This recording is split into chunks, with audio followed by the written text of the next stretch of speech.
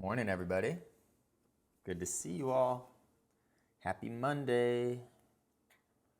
Sweet. So day 19, almost at 3 weeks. We're going to start sort of like a new theme, the neurology of flow, which should be interesting. What I wanted to start off today with was just a quick discussion of sort of how to make this process, this practice, regular, and then how can we support the longevity of our commitment to this work? And I think what would support us is just like a reframing or a reshaping of our idea of what meditation is, and this reshaping falls in line with sort of like the core understanding of what meditation is. It's sort of abstract, almost absurd, but it bounces between this idea of doing and non-doing. Oh, ding, there we go. All right, so let's rewind. How do we make our practice endure the test of time? How can we practice regularly and support a longevity with our commitment? And I think it has to do with the reframing. And that reframing involves an understanding of one of meditation's key insights, and it's this exchange between doing and non-doing. And when we start to understand that our practice is really about non-doing, we're not doing anything, and when we can sort of wrap our minds around that, I think it supports us because it becomes a sanctuary. It becomes a sanctuary against the constant burden of always having to do something.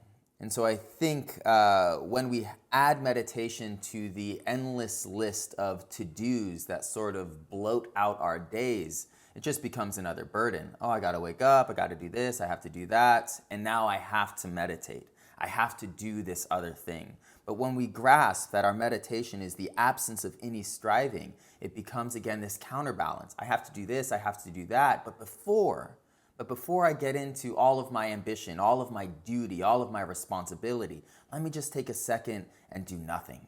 And that it's a beautiful sentiment, and it really lightens up the load of our work. And so there's a lot of ideas around this. I was listening to my Spotify Discover Weekly, and out came this song, and it was just sampling Alan Watts, who is an old sort of Taoist, Western Taoist philosopher, really funny guy, but it kept cycling this phrase where he says, angels fly because they take themselves lightly. And I thought that was appropriate for the concept of today's session. Angels fly because they take themselves lightly, and our practice will soar, our practice will elevate in terms of spirit, in terms of experience, when we also take it lightly. Some other ideas that sort of fall into this, a Zen koan is a Zen or a Japanese poem that sort of hits like a joke, and for a second there's this flash of, again, lightness or nothingness or non-doing. And so I'll recite one of my favorite ones, written by Ikkyu, which is a notoriously strange and sort of vulgar and crude Zen master. But anyways, he says, want to become a Buddha? Do you want to become a Buddha? Of course, the answer is yes. So he goes, the mind can't do it. The body can't do it. Only what can't become a Buddha becomes a Buddha. And so again, it's this moment of questioning, this moment of perplexity that gives us this flash of a pause, a flash of lightness, a flash of nothingness, a flash of non-doing. In this flash, again, why the angels take themselves lightly, why they float, why they elevate, again, above the drama of the human condition, is known in Zen Buddhism as Satori, this moment of complete release from duty. And so that's sort of it. The last sort of way I can help us grasp this notion, which is, again, fairly abstract, is by an analogy through Ekhart Tolle. And so this is a little long-winded, so bear with me, but he uses the analogy of the sky. And so I just want you to think of the sky, think of the blueness, think of its form, think of its reality. The sky is a thing in our minds. It is a thing in our world, that is a thing in our language.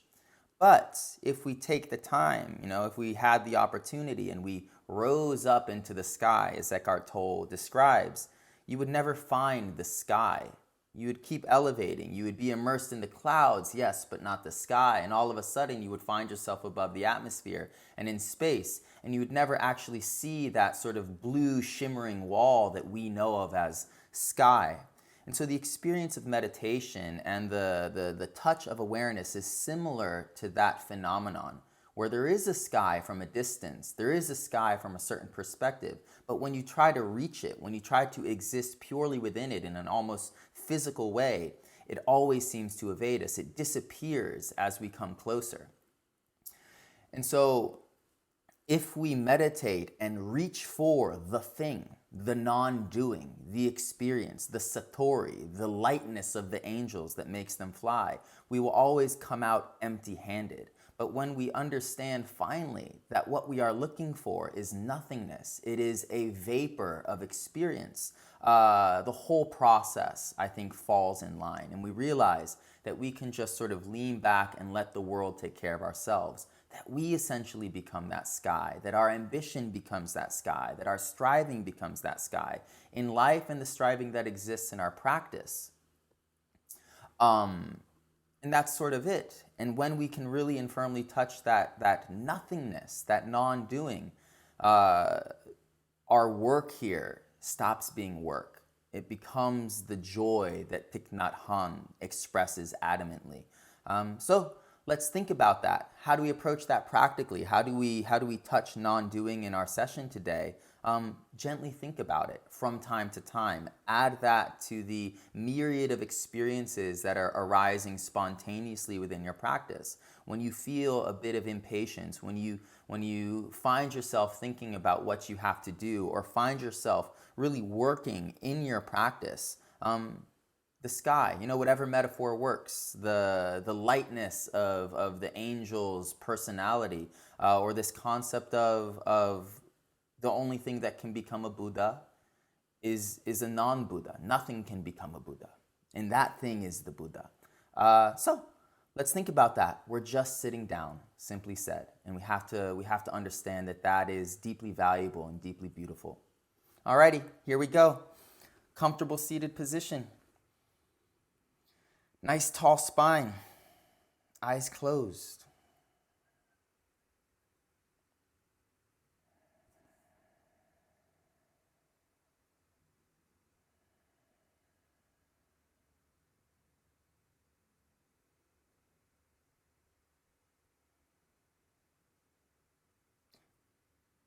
And so like any journey of growth, it starts off with confession, with truth. I must acknowledge where I am to step forward and get to where I'm going.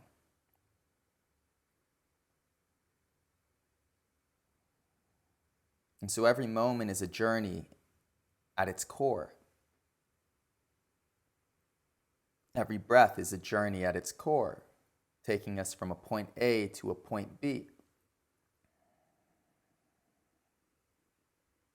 And so, of course, our practice today, our session, is also such a thing, a journey into non-doing, a journey into lightness, a journey into Satori.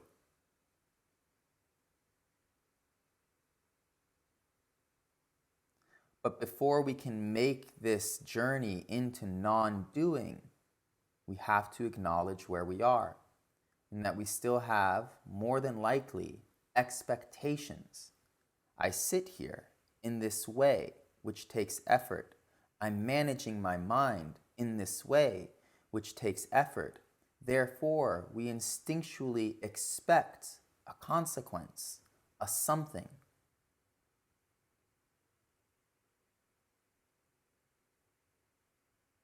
As someone might expect, as they elevate themselves into the sky, to find that blueness, to hold it, to grasp it, to experience it.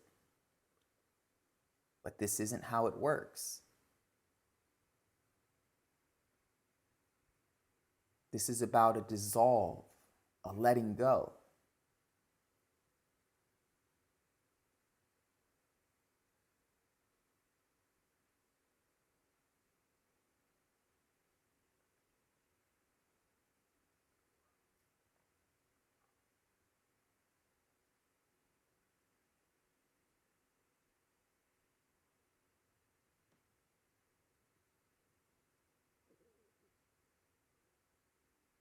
And so notice that the body is essentially holding itself. And if you fidget to become more comfortable, if you scratch your nose to relieve yourself of the itch, the body is doing it on its own.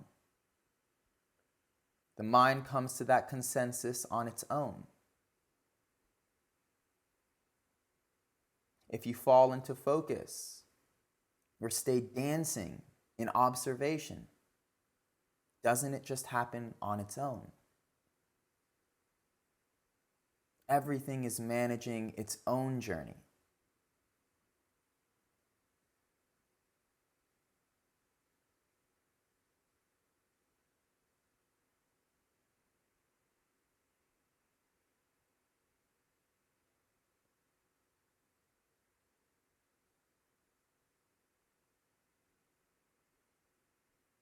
So slow the breath.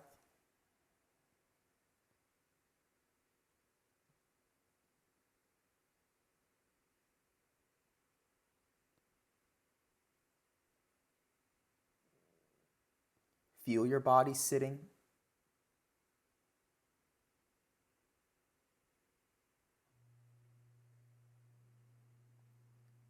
Feel the perimeter of your skin.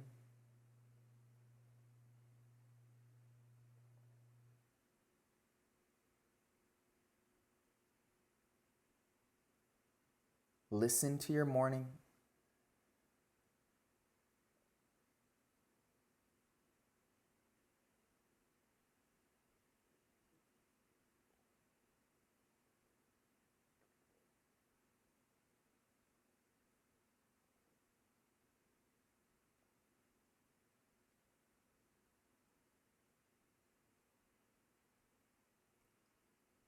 And now attempt to sit in the constantly refreshed understanding that you are doing nothing.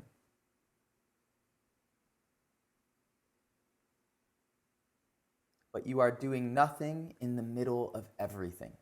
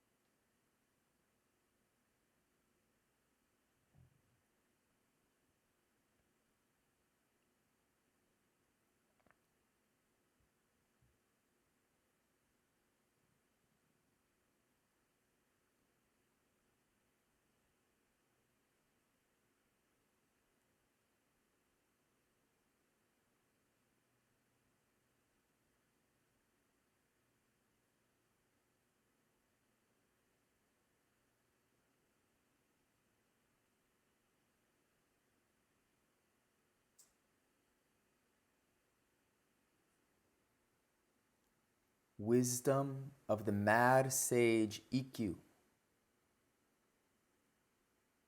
What can become a Buddha? What can touch Satori? What can exist in deep presence and perfect mindfulness? The mind cannot, because the mind thinks. The mind attaches to things. The mind is always in its doing. Just notice that.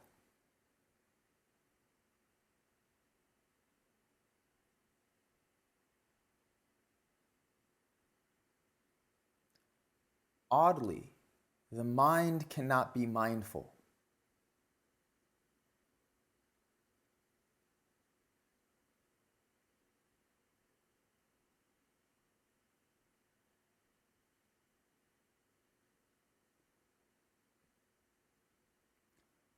What can become a Buddha? The body can't do it,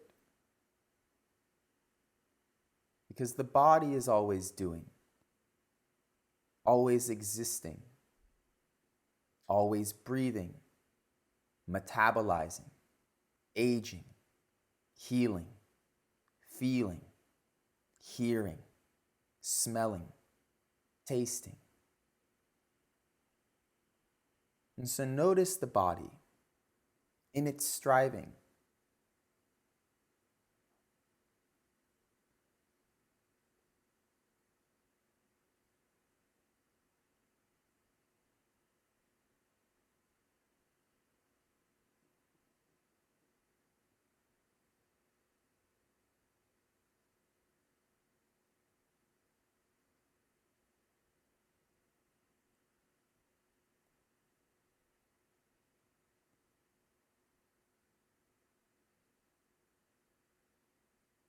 Only what can't become a Buddha can become a Buddha.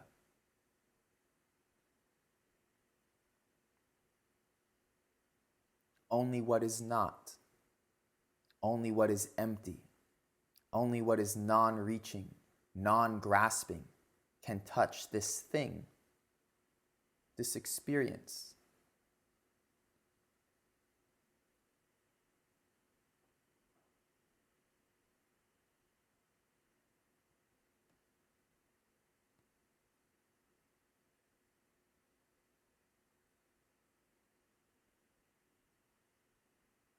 Don't let the riddle weigh you down. Don't let the riddle agitate the mind. Take it lightly and continue your practice.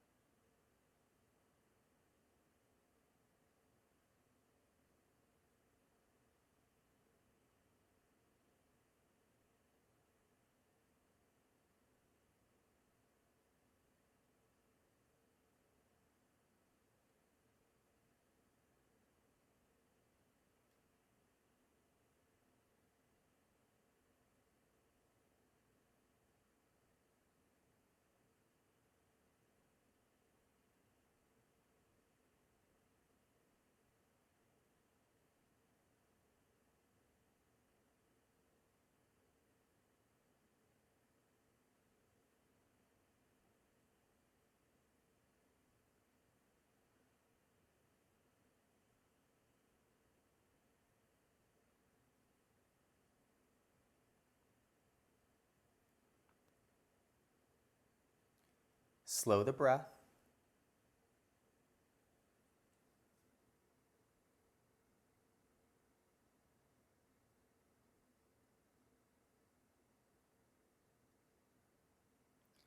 Think of the blue sky.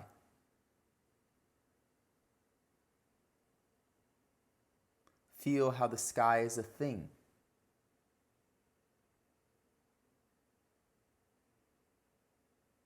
It's an object in the mind. It's an object in our eyes when we are firmly rooted in the earth or on the earth.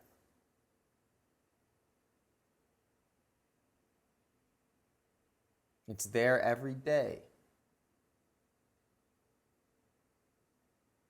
This beautiful wall of blue.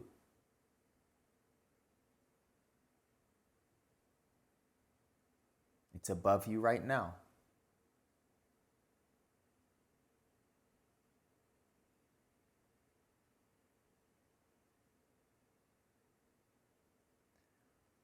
But if you attempted to stand within it, to grab it, to hold it, you would fail. Because it is also nothing.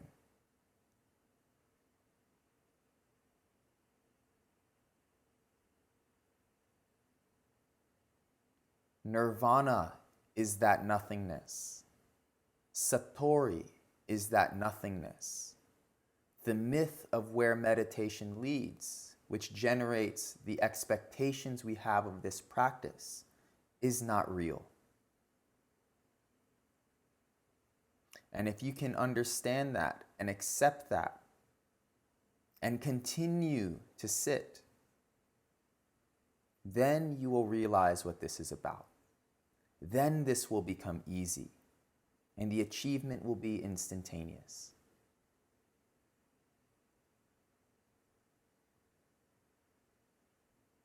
So acknowledge now that more than likely you do have expectations.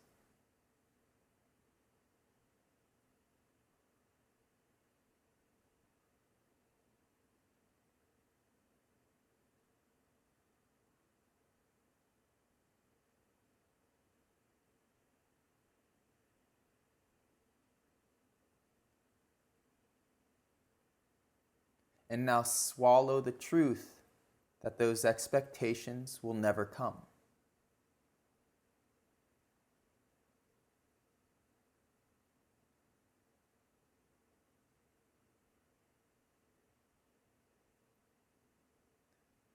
Those expectations are vapor in our grasping mind.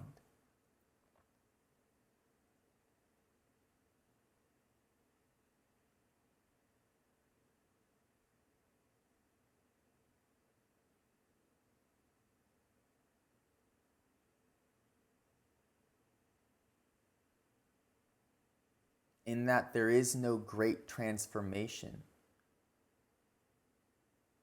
no great need to touch any mystery, any truth, any peace, and in that, you are finally here.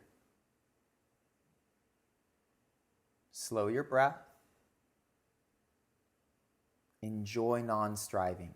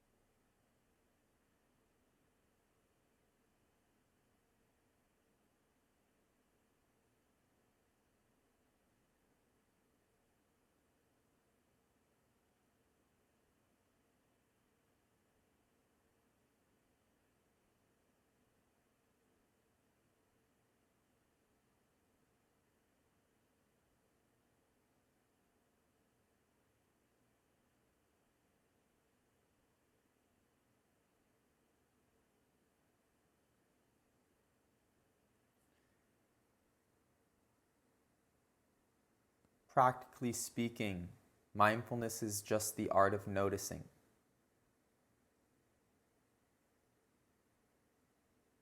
And so in light of today's theme, just notice that every piece of you is in its doing. The mind is doing, the body is doing, the world is doing. And you are just noticing.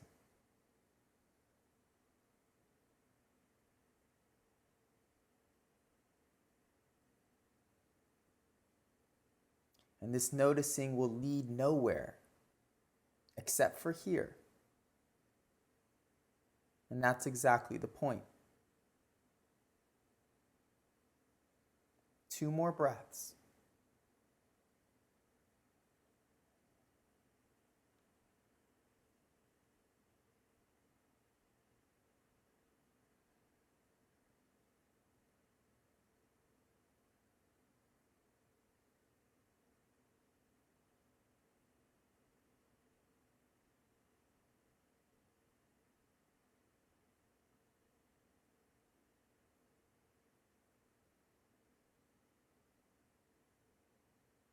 With the breath in, open your eyes.